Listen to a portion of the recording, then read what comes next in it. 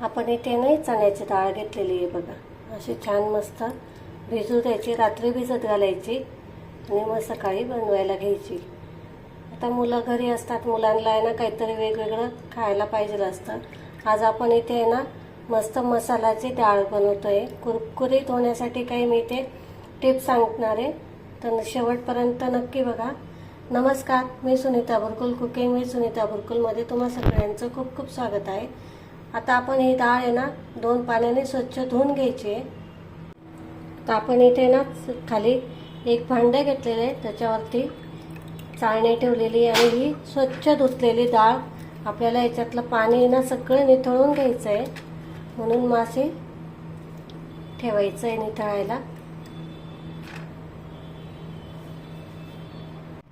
हे बघा 5 मिनिटं झालेली आहे, डाळ छान अशी निथळल्या गेलेली आहे.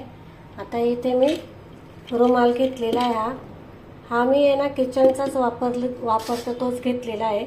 आता याला ना फॅन खाली एक 5 मिनिटासाठी मस्त अशी आपण वाळवून घेऊ. जास्त नाही वाळवायची, दाखवते तुम्हाला पुढे कसे करायचं ते. आता हे आपण फॅन खाली ठेवून देऊ. हे बघा अशी ना हडकू द्यायची. हे बघा अशी मस्त अर्धा तास फॅन खाली मस्त हडकू द्यायची. चला आता याचा मसाला आपण बघू. आता इथे मी बडीशेप घेतलेली आहे, एक मोठा चमचा घेतलेला आहे.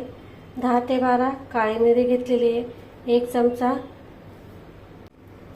चाट मसाला घेतलेला आहे, 1 चमचा.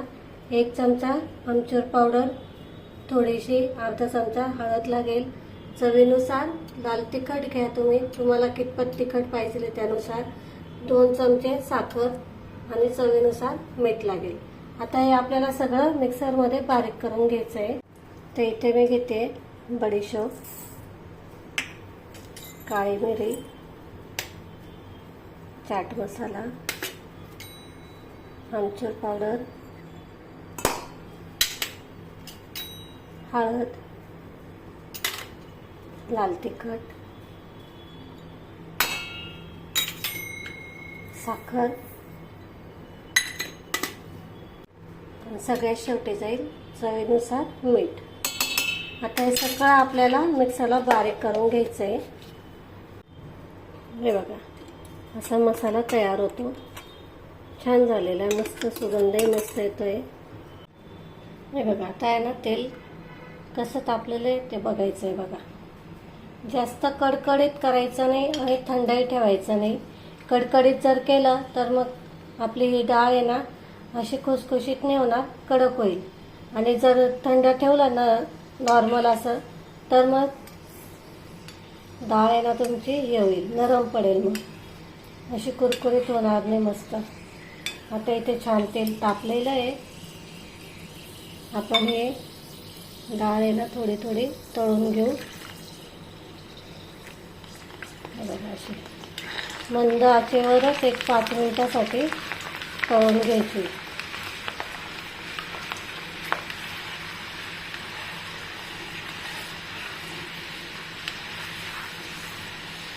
असे सतत तळत राहायचे आणि मस्त 5 मिनिटं 10 मिनिटासाठी तळून घ्यायची. मंद आचेवरच तळायची, गॅस मोठा करायचा नाही.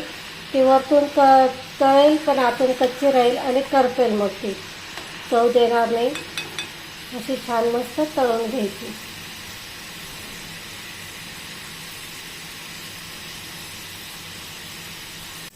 हे बघा मस्त छान अशी तळून वरती येते.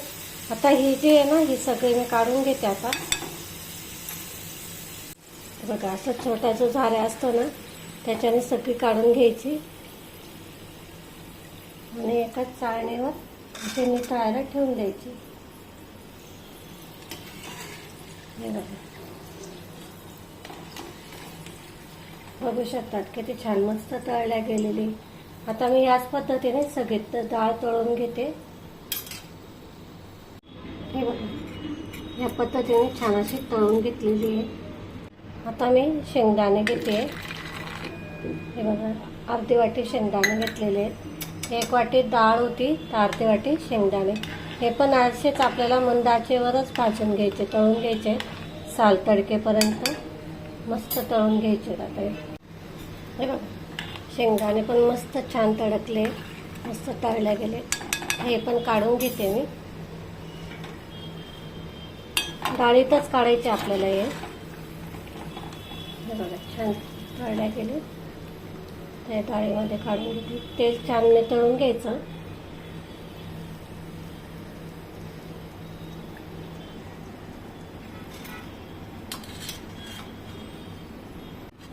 हे बघा, शेंगदाणे डाळ मस्त तळल्या गेलेली आहे. आता आपण तळतोय कढीपत्ता. कढीपत्ता पण मस्त छान असा कुरकुरीत तळून घ्यायचा आहे. कुरकुरीत होईपर्यंत तळून घ्यायचं मस्त. हे बघा, मस्त असा कुरकुरीत झालेला आहे कढीपत्ता पण. आवाजावरून कळत असेल तुम्हाला. त्याच्यातलं पण सगळं तेल आहे ना असं निथळून घ्यायचं मस्तपैकी आणि याच्यातच काढून घ्यायचं.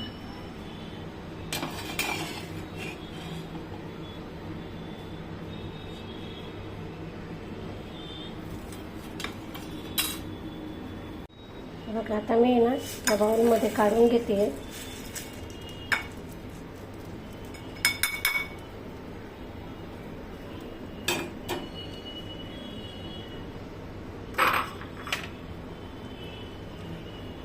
तर याच्यामध्ये आपल्याला हा जो मसाला तयार करून घेतलेला आहे ना आपण, हा टाकायचा. तुम्हाला आवडेल तेवढा टाका तुम्ही. तुम्हाला कितपत तिखट वगैरे पाहिजे त्यानुसार टाकायचं.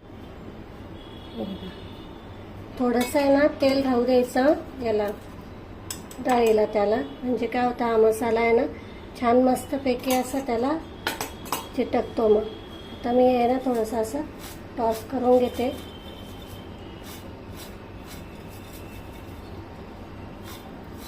म्हणजे काय आता सगळीकडे व्यवस्थित लागला जातो हा मसाला. हे बघा, मस्त छान झालेला आहे. हे बघा, मस्त झालेलं आहे.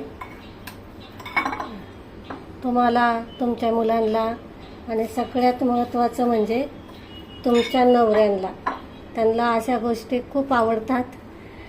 बघू शकता तुम्ही, मस्त झालेला आहे हा कुरकुरीत असे आपले मसाला डाळ. बघू शकता छान झालेली आहे.